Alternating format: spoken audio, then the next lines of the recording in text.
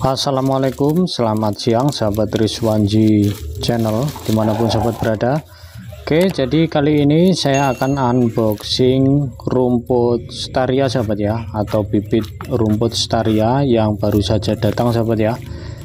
Jadi ini akan saya buka dulu seperti apa untuk bungkusnya sahabat ya. Kita robek di sini.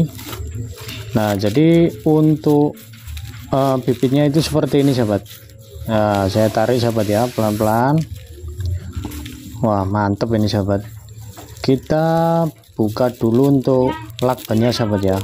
Nah, seperti ini. Mudah-mudahan untuk akarnya masih cukup bagus sahabat ya, dan besok bisa kita tanam.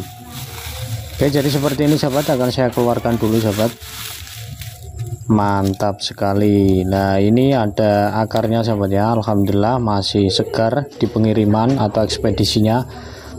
Oke, jadi untuk video selanjutnya insya Allah akan saya buatkan tentang cara penanamannya sahabat ya, yaitu menanam rumput Staria. Nah, jadi seperti ini sahabat bibitnya sahabat.